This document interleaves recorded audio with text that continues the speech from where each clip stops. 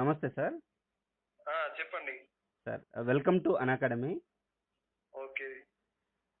Viewers, ఈరోజు మనతో రాథోడ్ దయాసాగర్ గారు ఉన్నారు. ఈయన ప్రస్తుతం ఎక్సైజ్ డిపార్ట్మెంట్లో సబ్ ఇన్స్పెక్టర్గా రిక్రూట్ అయ్యారు. ఈయన రిక్రూట్మెంట్ 2016 ఎగ్జామ్లో అయింది. సో ఈయన విజయగాథని ఈయన మాటల్లోనే తెలుసుకుందాం. Sir, again welcome to academy sir. Okay, thank you. Sir, మీ యొక్క ఫ్యామిలీ బ్యాక్గ్రౌండ్, ఎడ్యుకేషన్ బ్యాక్గ్రౌండ్ చెప్పగలుగుతారా సార్? మాది వ్యవసాయ కుటుంబమేనండి. సార్. ఆ, సాధారణ రైతు కుటుంబం. మాది ఉమ్మడి ఫ్యామిలీ. అంటే బాబాయ్, పెద్ద నాన్న, మేము కలిసే ఉన్నాం ఇప్పటి వరకు. నా విద్యాభ్యాసం అంటే 10th వరకు మాది ఆదిలాబాద్ జిల్లా ఉట్నూరు ఐటీడీఏ పరిధిలోని గిరిజన గురుకుల పాఠశాలలో పూర్తయింది 2008లో. నేను అక్కడ అప్పుడు 513 మార్కులతో 10th పాస్ అయ్యాను. ఆ సంవత్సరము వైఎస్ఆర్ గారు పేదవారికి కార్పొరేట్ విద్య అనే స్కీమ్ ద్వారా శ్రీ చైతన్య కాలేజ్లో ఇంటర్ చేయడం జరిగింది.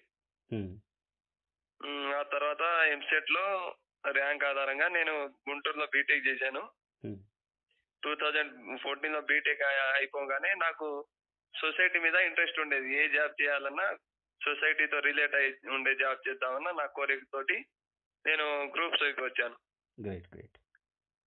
గ్రూప్స్ వైపు వచ్చి కోచింగ్ తీసుకొని అలా ప్రిపేర్ అయ్యి 16లో గ్రూప్ 2కి సెలెక్ట్ అయ్యాను. 2 years లోనే క్రాక్ చేయగలిగారు. 2 years లోనే క్రాక్ చేయగలిగాను సార్. అంటే మీకు ప్రజా సేవ చేయాలని ఏ పాయింట్లో మీకు అనిపించింది సార్? ఎందుకు మీకు ప్రజలతో మమేకం అయ్యి ఉండాలి అని అనిపిస్తుంది? అంటే నేను నా చుట్టూ ఎవరన్నా కొంచెం బాధపడితే అంటే నేనేం చేయలేనా అన్న ఫీలింగ్ వస్తుంది. ఇప్పటికి వస్తుంది. అది నాకు చిన్నప్పటి నుంచి. సార్.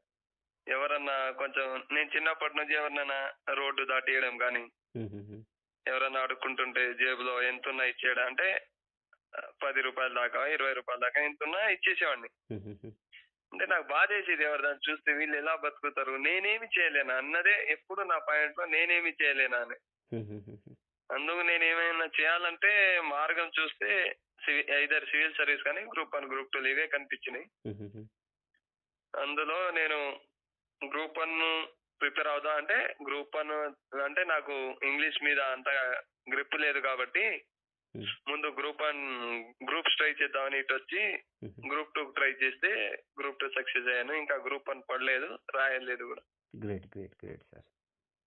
సార్, మీరు ఈ గ్రూప్ 2 ఎగ్జామ్ క్లియర్ చేయకముందు నేషనల్ వైడ్ కానీ స్టేట్ వైడ్ కానీ ఎలాంటి ఎగ్జామ్స్ రాశారు? నేను గ్రూప్ 2 క్లియర్ చేయకుండా అంటే 14లో బీటెక్ అయింది. 14లోనే కోచింగ్ తీసుకున్నాను. 15లో మనకు తెలంగాణ కొత్త సిలబస్ అని జూలైలో ఆగస్టులో సిలబస్ వచ్చింది. అప్పటిదాకా ఏ పోస్టులు పడ్డట్టున్నాయి బహుశా. అవి నాకంత గ్రిప్ నేనేంటంటే సహజంగా నా మెంటాలిటీ ఏంటంటే నాకు గ్రిప్ లేని సబ్జెక్ట్ ని నేను టచ్ చేయను అసలు. ఏదో ఊరికి అందరు అన్నట్టు ఊరికి రాసేద్దాం, వస్తే వస్తుంది కదా, అలా నేను ఎప్పుడు ట్రై చేయలేదు, ట్రై చేయను కూడా. ఎందుకంటే ఊరికే ఈ కాంపిటేటివ్ ఫీల్డ్ లో ఊరికే ఎవరికి జాబ్ రాదు. అందుకోసం నేను ఏది ట్రై చేయలేదు. నా కాన్సన్ట్రేషన్ ఇటే ఉంది. దీనికి సంబంధించిన ఏమైనా పడితే రాద్దాం అనుకున్నాను, ఏవి పడలేదు. లక్కీగా 15 December 30 నాడో 31st అనుకుంటా డేటు, ఈ గ్రూప్ 2 నోటిఫికేషన్ పడింది. సార్, ఇది చాలా మంది అభ్యర్థులు చాలా సంవత్సరాలు కఠోర శ్రమ చేసినా సరే ఫలితం రానిది మీకు 2 సంవత్సరాల్లోనే వచ్చింది. దానికి మీరు ఎటువంటి సెల్ఫ్ స్టడీ చేసేవాళ్ళు సార్? సెల్ఫ్ స్టడీ ఎంతవరకు చేసేవారు? నేను ఇయర్ ని అయితే ఇప్పుడు పట్టించుకోలేదు ఎన్ని సంవత్సరాలు అనేది. నేను కూడా నాకు వస్తుందని అనుకోలేదు. ఎగ్జామ్ రాసేంత వరకు మా ఫ్రెండ్స్ తోటి చెప్పేవాడిని వస్తుందో రాదో. కాకపోతే నేను ఏం చేసేవాడిని అంటే ఎప్పుడు ఓ సిలబస్ ఉంది మనకు, అది పూర్తిగా నేర్చుకునేవాడిని. నన్ను ఎవరైనా ఆ సబ్జెక్ట్ లో డౌట్ అడిగితే నాకు రాదు అనేది నాకు ఆన్సర్ కాకూడదు అనేదే నా లక్ష్యం.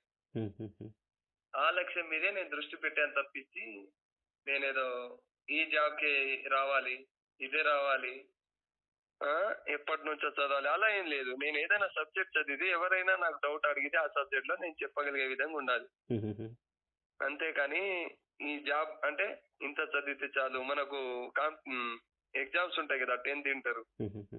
35 వస్తే పాస్ అన్నట్టు. అలా నేనెప్పుడు అనుకోలేదు. హుహు. ఏదన్నా సబ్జెక్టు నేర్చుకుంటే పూర్తిగా నేర్చుకోవాలి. అదే నా లక్ష్యం. అలానే ప్రిపేర్ అయ్యాను నేను. హుహు. సార్ మా రిసర్చ్‌లో తేలిందేంటంటే మీరు ఏం చదివినా గుర్తుంచుకోగలుగుతారు. ఆ కెపాసిటీ మీకు ఉందని మాకు ఆహ్, తెలిసింది సార్. అది ఏ యాస్పిరెంట్‌కైనా సరే, ఏ విద్యార్థికైనా సరే చదివింది గుర్తుండాలి.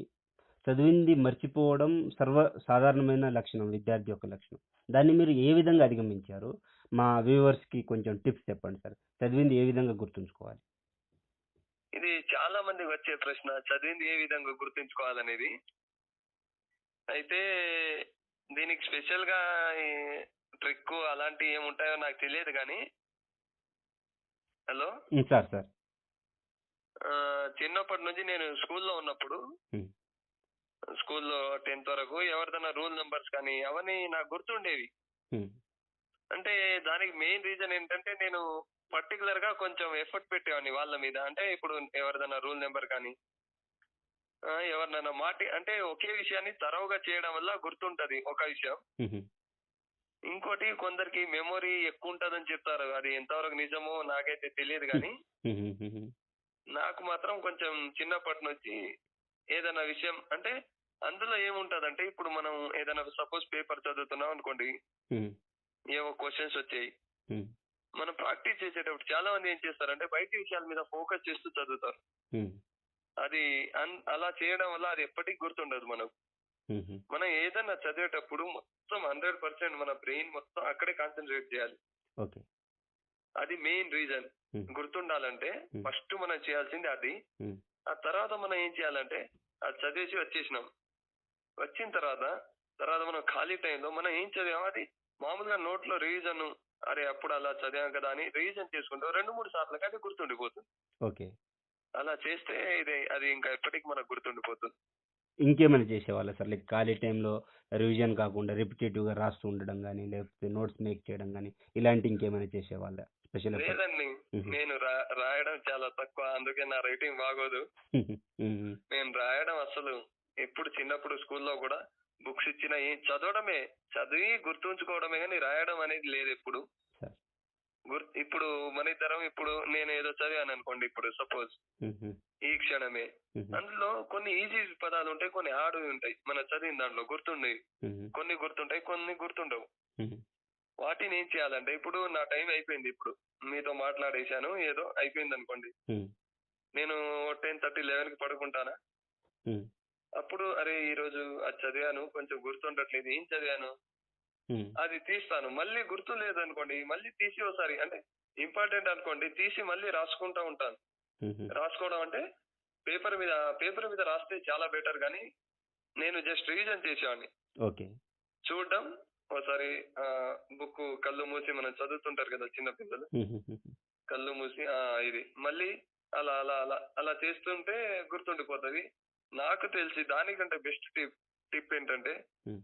సామాన్యంగా ఎవరి లైఫ్‌లో అయినా స్కూల్ లైఫ్ అనేది చాలా ఇంపార్టెంట్. హ్మ్. అవును సార్. అప్ టు 10థ్ క్లాసు హ్మ్. ఎవరైతే ఇలా చేస్తారో అంటే కొంచెం కాన్సంట్రేషన్ బాగా తీసి హుహుహు. పేరెంట్స్ ప్రోత్సాహం కానీ ఎవరి ప్రోత్సాహం అయినా హుహుహు.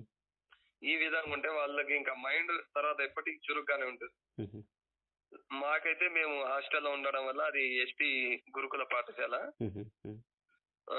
ప్రోత్సాహం అంటే ఓ 10 ఏళ్ళు బానే క్లాసులు చెప్పేవాళ్ళు గానీ, ఇప్పుడు ప్రైవేట్ స్కూల్‌లో ఏం చేస్తారంటే వాళ్ళకి ర్యాంకులు రావడం కోసం ఒత్తిడి చేసి చదివిస్తారు. హుహు. మాకలాంటి ఒత్తిడి లేకపోవడం సహజంగానే మేము చదివేవాళ్ళం. హ్మ్. మా ఇంట్రెస్ట్‌ని బట్టి మేమే ఇంప్రూవ్ అయ్యాం. హ్మ్. కాపోతే పేరెంట్స్ కొంచెం ఇంట్రెస్ట్ చూపిస్తే పిల్లల్ని అప్ టు 10థ్ మనకు చిన్నప్పుడు సూక్తి ఉంటది. "మొక్కై వ్రంగనిది మ్రానై వంగున" అని. సార్. అది ఎప్పటికి సత్యమేనండి. కావాలంటే మీరు చూడండి స్కూల్‌లో ఉండే పిల్లలు ఎవరైతే కొంచెం టాపర్స్ ఉంటారో, హ్మ్. వాళ్ళు తొందరగా సెటిల్ అయిపోతారు లైఫ్‌లో. హ్మ్. కొంచెం బ్యాక్ ఉన్నోళ్ళు వాళ్ళు అటు ఇటు ఏదో పోరాటం అటు చేసి, ఇటు చేసి చివరికి సెటిల్ అయితారు. హుహుహు. కొందరు సెటిల్ గారు. ఇప్పుడు మా స్కూల్ ఫ్రెండ్స్‌ని చూసుకున్నా ఎవరి స్కూల్‌లోనా హుహుహు. స్కూల్ లైఫే చాలా ఇంపార్టెంట్ ఏ స్టూడెంట్‌కి. హ్మ్. కాబట్టి మనం ఏం నేర్చుకుందామన్నా స్కూల్‌లోనే నేర్చుకోవాలి. హ్మ్. నేను ఇంకో రీజన్ ఏంటంటే మనకు ఈ కాంపిటేటివ్ ఎగ్జామ్ అంతా సోషల్ మీద ఉంటది ఎక్కువ. హ్మ్. సైన్స్, సోషల్ ఇవన్నీ మనకు చిన్నప్పుడు వచ్చినవి ఉంటాయి. హ్మ్.